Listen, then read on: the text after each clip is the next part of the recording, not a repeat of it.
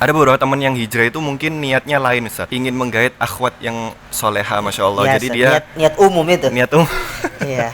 jadi mungkin ingin meraih akhwat atau ya gitu, niat hijrahnya itu ingin menggait seorang akhwat dan lain sebagainya, atau mungkin niat hijrahnya tidak lillah gitu. Ini gimana, Ustaz? Bukan lillah tapi laha ya, bukan karena Allah tapi karenanya. Jauh-jauh hari Nabi sudah mengabarkan kepada kita dalam hadis yang masyhur, yang sudah sangat kita kenal dan familiar, di mana Nabi SAW pernah mengatakan innamal a'malu binniyat wa innamal likulli imri'in ma nawa, bahwasanya amal ibadah itu tergantung niat dan setiap niat itu akan diberikan sesuai dengan apa yang seseorang akan diberikan sesuai dengan niatnya. Orang hijrah karena Allah, itulah orang-orang yang akan istiqomah. Tapi kalau orang hijrah karena ada wanita, karena ada akhwat yang ingin dinikahi, ingat Nabi mengatakan di situ, ya, Nabi mengatakan dia tidak akan mendapatkan apa, tidak mengatakan demikian, tapi Nabi mengatakan engkau akan mendapatkan apa yang sesuai dengan niatmu, tapi pahala hijrahnya nggak dapat. Padahal dia tahu pahala hijrah itu kan luar biasa.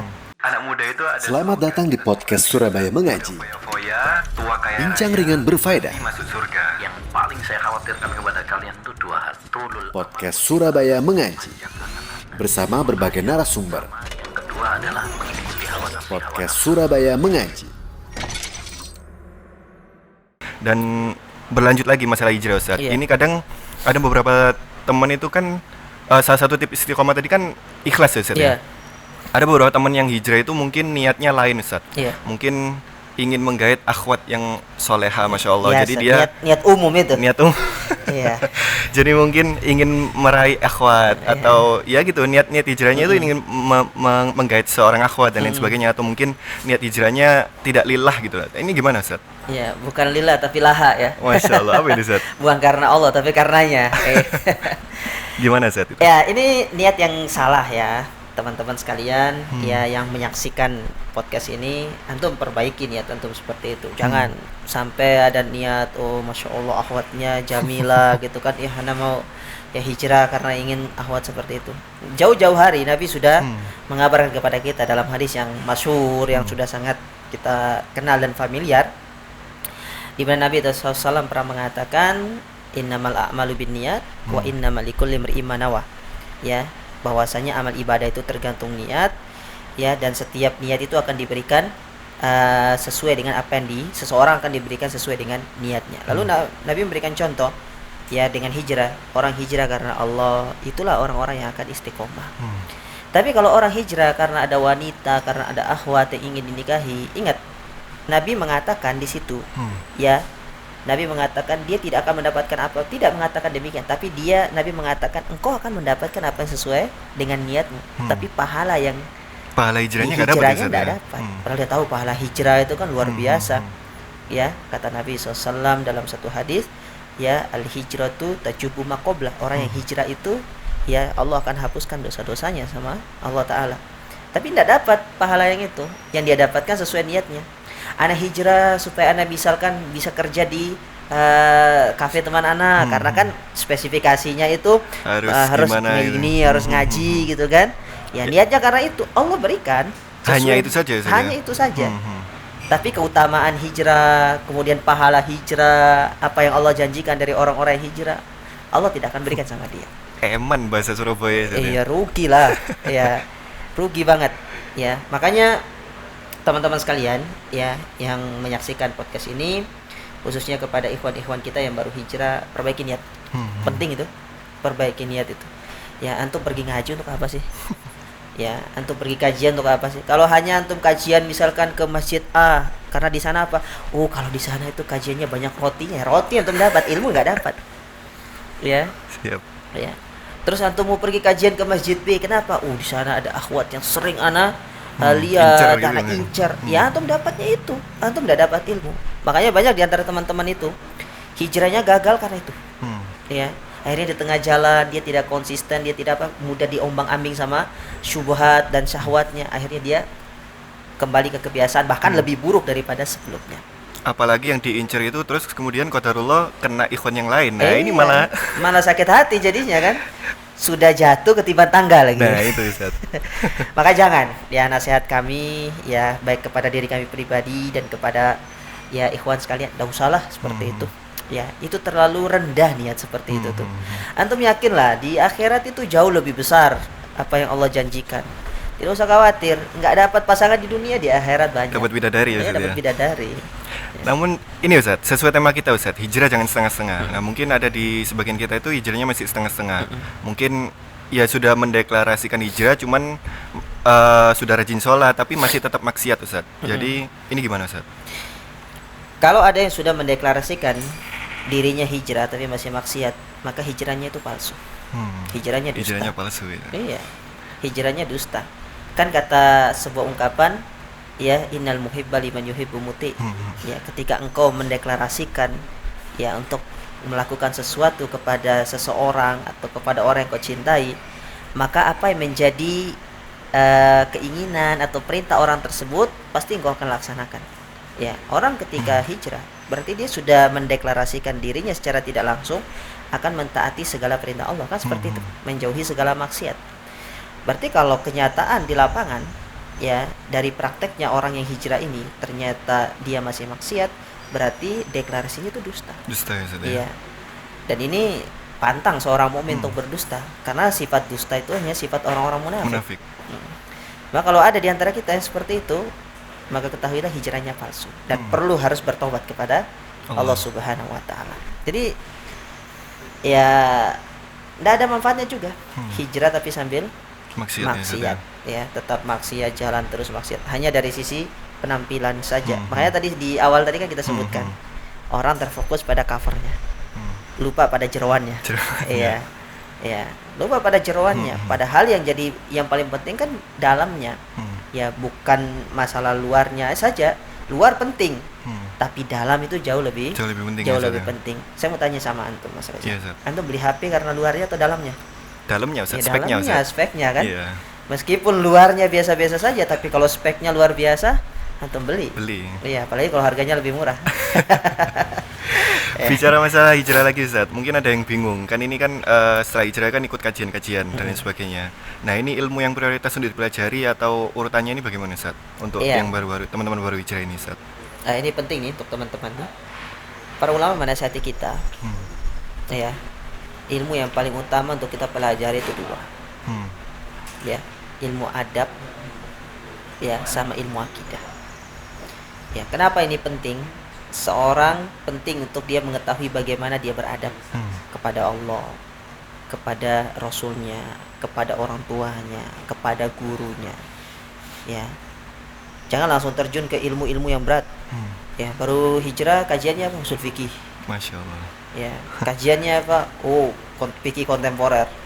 Kajian masalah ini ribawi. Itu bab kesekian. Berkacalah dari pengalaman Nabi SAW. Ketika Nabi merubah para sahabatnya. Lihat, 13 tahun Nabi di kota Mekah, apa yang Nabi perbaiki coba? Apakah Nabi perbaiki tata cara ibadahnya? Apa perbaiki kualitas ibadahnya? Bukan. Belum Ustaz. Tapi yang Nabi perbaiki dua hal. Akhlak dia kepada Allah, kemudian akidahnya. Akidah ini. Nah, dari sini kita bisa mengambil pelajaran dan ini sering disebutkan oleh para ulama. Bagi kita yang baru hijrah, pelajari adab terlebih dahulu. Ya. Sehingga kita bisa tahu bagaimana beradab kepada Allah, kepada Rasulnya, kepada guru, kepada orang tua, kepada sesama muslim secara umum. Dan yang paling penting, perbaiki akidah dengan kita ikut kajian-kajian akidah.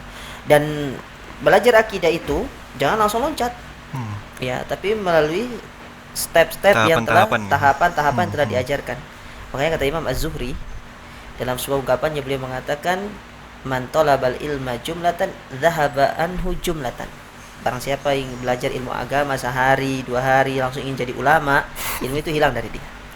Ya, Seketika ya. ya seketika. Walakin bimarril ayyami wal layali, tapi terus berhari-hari. Nah, jadi gimana sebenarnya step seorang penuntut ilmu yang baru-baru? Pelajari dari dasar. Di antara kitab-kitab dasar ya seperti Ushul Salasa, ya toh. Kemudian Qawaidul Arba, Kasyfus Syubhat, baru naik ke Kitabut Tauhid, ya. Kemudian Akidah Wasithiyah, kemudian nanti masuk ke kitab yang berat Akidah Tahawiyah, baru masuk ke kitab yang lainnya banyak, ada Syarhus Sunnah, ada Imam Al-Barbahari, kemudian Jadi ada bertahap ya Ustaz ya. bertahap. Jadi jangan langsung baru ngaji apa yang dibahas Akidah Tohawiyah, waduh berat itu. Ya. Pondasinya dulu berarti Iya, Ustaz, ya, pondasinya dibangun dulu, pelan-pelan bangun ya, Ustaz, rumah ya. itu kan gali pondasi dulu, masukin batunya sama campuran semennya. Ya jangan langsung taruh batu batanya. Hmm. Ya, jadi kuatkan pondasi, kokohkan pondasi, ya, dengan mempelajari akidah yang dasar, insya Allah, ya, Kokoh juga ya Ustaz, akan ya kokoh, hijrahnya. insya Allah. Lama-lama akan kokoh. Hmm. Dan yang paling penting, jangan bosan. Nah itu, kadang orang ngaji kitab tauhid atau yang ngaji akidah ini Ya, bosen ini ya. tok ya. Ini terus ya, dari zaman biyen nih terus ya kitab tauhid. Ya, kenapa harus kita belajar kitab tauhid? Karena ini pondasi dasar, ya. Allah saja memerintahkan kita pertama kali dalam Al-Quran itu tentang tauhid. Ketika Allah mengatakan dalam surat Al-Baqarah, ya ayyuhal nas u'budullaha rabbakum. Perintah pertama itu Ustaz, Perintah ya? pertama. Hmm. Ya, wahai manusia, sembahlah Allah. Berarti yang pertama kali yang disuruh kita belajar itu adalah bagaimana tata cara kita menyembah Menyembah Allah. dan itu masuk ke dalam kategori tauhid. Tauhid. Ya. Makanya kitab-kitab para ulama itu ketika membahas tauhid, pasti yang pertama yang dibahas itu adalah bagaimana iman kepada Allah Subhanahu wa taala. Dan terakhir dari Ana Ustaz, setelah ini kita masuk ke pertanyaan, barangkali ada yang tanya di live. Tips Ustaz untuk merangkul teman-teman kita, mungkin ada yang masih dalam kubangan maksiat. Lah itu kita tips untuk merangkulnya gimana Ustaz, agar kita ajak bersama untuk kebaikan ini Ustaz. Baik. Di antara hal yang bisa kita usahakan ya, yang paling penting adalah mendoakannya. Ya, doakan saudara kita supaya dia mendapatkan hidayah. Ya, kita terus berdoa sama Allah supaya dia bisa merasakan bagaimana indahnya kita berhijrah, ya, supaya dia juga bisa merasakan hal tersebut. Ya, kemudian yang kedua, ya, dalam mengajak itu tidak boleh maksa. Ya, nanti diajak, ayo kita Ngotot. kajian, ya ngotot, akhirnya tidak mau, wes, kamu aja lah yang pergi, nanti masuk neraka itu nanti. Tidak boleh seperti itu. Ya, ngajak itu dengan baik-baik. Makanya Allah Ta'ala mengatakan dalam Al-Quran, ya, ud'u ila sabili rabbika bil hikmah. Serulah ke jalan Rabbmu dengan hikmah. Apa sih dengan hikmah itu? Lemah lembut, dengan tata cara yang baik. Ya, jangan dikit-dikit nanti, kau itu neraka tempat. Enggak boleh kayak gitu. Tambah enggak ada Ya. sing hijrah, tambah enggak ada yang Tambah hijrah Ustaz. hijrah. Ya. Kalau memang ada cara yang bisa menarik dia untuk mau dia berhijrah, gunakan cara tersebut. Mungkin dengan cara apa? Kita ajak dia ya makan, atau mungkin ajak dia ngobrol-ngobrol dengan ya teman-teman yang lainnya supaya dia tertarik, timbul ketertarikan dalam dirinya. Intinya jangan dipaksa. Karena Allah Ta'ala mengatakan la ikraha fiddin. Tidak boleh dipaksa. Ya, tugas kita hanya menyampaikan, hanya mengajak. Adapun ya dia itu nanti menerima ajakan kita itu terserah kepada Terserah Allah, ya, Allah Ustaz. Subhanahu wa taala. Kemudian ya diantara mungkin hal yang bisa kita lakukan juga, sekarang kan era digital ya. Iya. Ya, mungkin dengan broadcast gitu kan.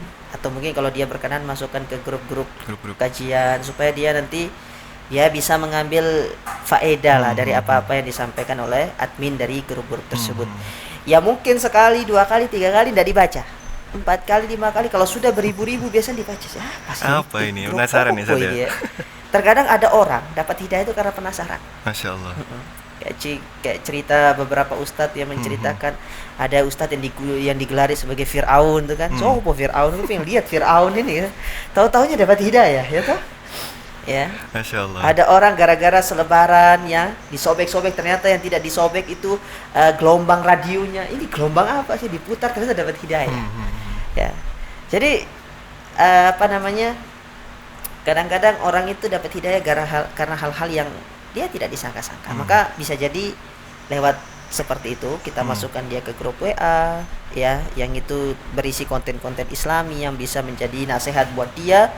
Ya, insya Allah mungkin itu bisa menjadikan dia Bisa mengajak ke kebaikan, mengajarkan Ustaz, ya? kebaikan kepada dia. Taib, Ya. siap Ustaz. Dari Ana cukup Ustaz. Kita sekarang mungkin ke teman-teman sekalian, barangkali ada pertanyaan. Ini masih sesi pertama, insya Allah nanti ada 2-3 sesi. Jadi sesi pertama ini masih membahas berkaitan dengan hijrah, jangan setengah-setengah. Nanti juga ada sesi kedua dan sesi ketiga. Jadi nanti barangkali yang pertanyaannya tidak dijawab di sesi pertama ini bisa ditanyakan kembali di sesi yang kedua. Jadi setelah ini kita ada yang masuk Ustaz di live chat YouTube, ini langsung saya bacakan di live chat YouTube Ustaz. Iya, silakan. Dari Aisyah AR, Bismillah, izin bertanya Ustadz, bagaimana mencari teman yang ingin berjalan bersama dalam berhijrah dengan lingkungan yang tidak mendukung untuk mencari teman yang sejalan. Jadi ini mungkin bagaimana cara mencari teman yang diajak hijrah bareng-bareng Ustadz, sementara lingkungan dia masih belum mendukung untuk mencari teman-teman tersebut. Ini bagaimana Ustadz? Ya, tidak apa-apa kita mencari teman dari lingkungan yang lain ya. Ya karena niat kita kan ingin supaya bisa istiqomah nantinya kan. Jadi kalau memang tidak ada teman di tempat yang lain, di dalam kawasan kita atau lingkungan kita, tidak ada masalah untuk kita cari teman yang lain. Seperti Nabi SAW, ketika Nabi tidak sanggup di kota Mekah, pergi hijrah ke kota Madinah. Ini satu pelajaran dari para ulama, bahwasanya kalau memang di tempat kita, di tempat tinggal kita tidak memiliki teman untuk bisa bergaul dengan baik, maka tidak ada masalah untuk kita ya mencari teman di tempat yang lain. Tapi ingat ya, kita tidak boleh melupakan sosialisasi dengan orang-orang yang ada di sekitar kita dalam rangka untuk memberikan manfaat kepada dia. Karena Nabi mengatakan khairukum anfa'uhum linnas. Ya, sebaik-baik kalian adalah yang bermanfaat bagi kaum muslimin. Ya, jadi berikan manfaat kepada lingkungan kita ya dengan menampilkan akhlak yang baik, ya menampilkan etika yang baik, perang yang baik, ya dengan mendakwakan mereka dengan cara yang baik terbaik juga. ya. Tidak ada masalah. Dan bila perlu kita ya bersinergi dengan teman kita untuk saling bahu membahu ya mewarnai lingkungan kita, lingkungan itu ini lebih sekarang bagus. Masya Ya, Allah. itu lebih bagus. Siap. Pertanyaan kedua Ustadz, ini dari Akhi Harun Kondoa. Assalamualaikum Ustadz, Ana mau nanya, gimana caranya kita untuk kembali semangat dalam berhijrah ketika kita berada di masa futur? Mohon penjelasannya Ustadz. Jadi mungkin sudah hijrah terus futur Ustadz. Nah, kembali untuk semangat lagi gimana Ustadz? Baik, ya yang pertama untuk mengatasi masa futur itu ya supaya kita semangat lagi, disebutkan oleh para ulama adalah yang kita berdoa. Ya, berdoa. Ya apalagi di tengah pandemi seperti ini ya. Ya, berdoa sama Allah Ta'ala. Yang kedua, disinilah pentingnya peran teman yang baik itu. Ya, Saling iya mengingatkan. saling ngingatin, ya toh. Kadang-kadang kita kalau sendiri, itulah yang bisa menjadikan setan tuh mudah untuk menguasai kita. Ya butuh teman. Ya makanya jangan di rumah aja. Kalau memang sudah bisa keluar untuk sekedar kita ngobrol-ngobrol dengan teman, ya sebaiknya kita keluar, kita ngobrol perkara iman. Ya kan ada sekarang istilahnya ngopi ya. Ya ngopi, ngobrol perkara iman. Tapi saya minumnya jeruk ini ya. Ya. Gak apa ngobrol sekedar untuk apa? Kita meningkatkan keimanan kita. Karena Nabi SAW pernah mengatakan hayya bina najlisun nujaddidu imanana. Ya coba sekarang kita bermajelis, kita memperbaharui iman. Nah dari ungkapan ini kita tahu iman itu bisa turun, iman itu juga bisa naik, ya kan? Nah semangat itu juga bisa naik, semangat itu juga bisa turun. Apalagi karena sudah lama seperti ini, misalkan kita tidak keluar ke majelis ilmu dan pasti akan timbul futur yang sangat berkepanjangan. Di situ pentingnya teman, ya teman untuk menasihati. Kemudian yang ketiga, diantara mungkin hal yang bisa kita lakukan untuk bisa kita kembali kepada kondisi yang dahulu, semangat dalam ibadah itu adalah sebenarnya tidak boleh meninggalkan ibadah-ibadah yang sifatnya sunnah. Ya mungkin dulu kita sering apa istilahnya sholat rawatib di masjid ya itu kan. Ya maka sholat itu tetap harus dijaga meskipun kita sholatnya di rumah, mungkin dalam kondisi seperti itu. Ya dahulu mungkin kita sering hadir kajian di masjid, ya itu pun tidak boleh ditinggalkan. Ya kita tetap harus membaca di rumah. Apalagi sekarang kan Masya Allah ya, era digital seperti ini, kajian banyak, semua bisa diakses.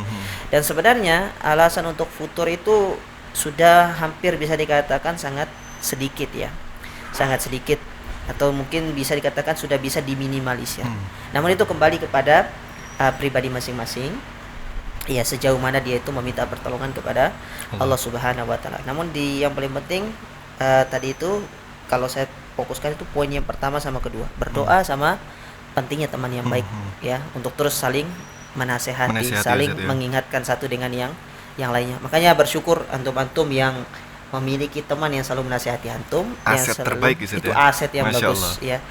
Bahkan Allah jaminkan orang yang berteman karena Allah itu Allah jaminkan bagi dia naungan di hari kiamat kelak. Ya, kurang lebih seperti itu. Taib. Insya Allah cukup Ustadz untuk pembicaraan kita berkaitan dengan hijrah setengah-setengah ini Ustadz. Dan para pemirsa sekalian yang sedang menyaksikan secara live, insya Allah kita akhiri untuk sesi yang pertama dan kita istirahat sejenak. Nanti akan berlanjut ke sesi kedua, jadi jangan kemana-mana.